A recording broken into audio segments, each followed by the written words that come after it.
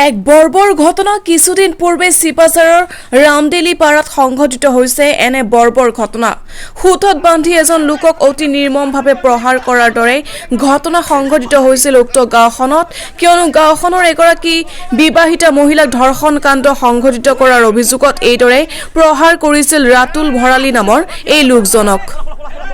স্বামীৰ অনুপস্থিতিত এগৰাকী মহিলাৰ সৈতে ধৰ্ষণৰ দৰে কাণ্ড সংঘটিত কৰিবলৈ যোৱাৰ সন্দেহত এইদৰে লোকজনক প্ৰহাৰ কৰিছিল গাঁওখনৰ একাংশ লোকে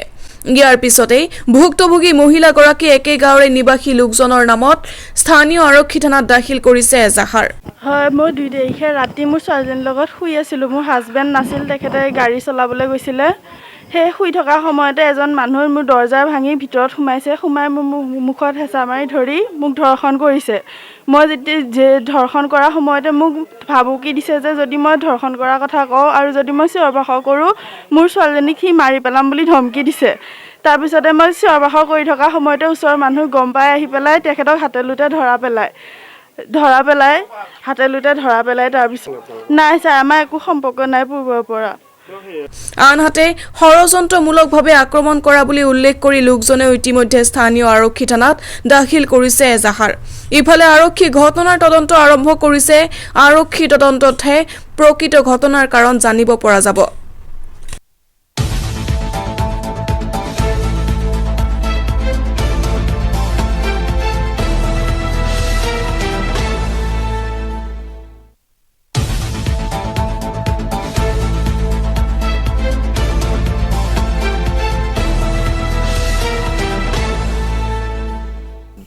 মানে সেইদিনাখন ৰাতি মই মটৰৰ চুইচ অন কৰিব গৈছিলোঁ ৰাতি 10:30 বাজিছিলে বাজতে মটৰ চুইচ অন কৰি যাওঁতে তাই গেটত তালা মাৰিব আহিছিলে মাইকীজনীয়ে মাতনে যিহেতু হিৰণ মোৰ ক্লজ বন্ধু হয় সেই হিচাপত মই তাইক ঐ বুলি মাতি দিওঁতে দাদা ভাত খালেনে বুলি সুধিছিলে সৰুতে মোক গেটটো ঠেলা মাৰি নি পেলাই মাৰপিট কৰি ঘৰৰ ভিতৰত সোমাই নি মোক পিছত দুৱাৰে দৰ্জাখন ওলাই আহিব দিয়ে দি তেতিয়া মাৰপিট কৰি মোক ঘাও মাৰোঁতে মোৰ হাতখনে বাচিব ওলাওঁতে মোৰ ঘাওটো হাতত পৰি চিলাই পৰিছে 14টা মূৰত কোবাইছে পিঠিত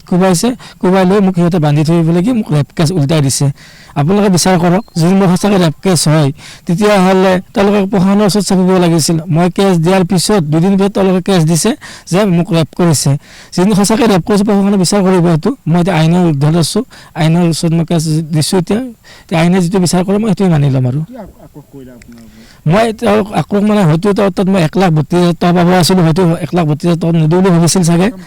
তেওঁ মোৰ ষ্টাফ আছিলে তেওঁ মোৰ লগত কাম কৰিছিলে কাম কৰাতে মোৰ ষ্টাফ আছিলে প্ৰায় 5 মাহ কাম কৰিছিলে 5 মাহ কাম কৰি তেওঁৰ লগত 1,32,000 টকা এটা তেওঁৰ তাত পাব আছিলোঁ মই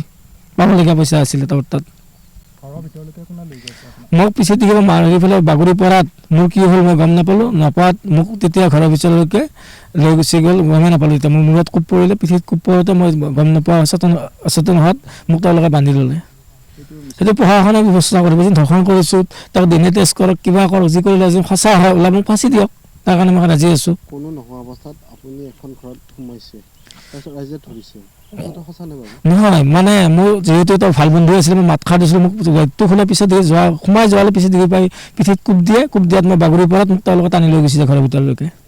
যিটো অভিযোগ আনিছে এই অভিযোগটোৰ ক্ষেত্ৰত কি ক'ব এতিয়া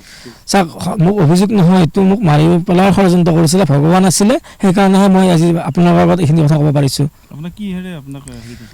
প্ৰথমতে পিঠিত কোবাইছিলে টাকোনেৰে বাঁহৰ টাকোনেৰে পিছত মোক ঘাও দিওঁতে মোৰ হাতত চেপ হ'ব যাওঁতে মোৰ হাতত কাটা গৈছে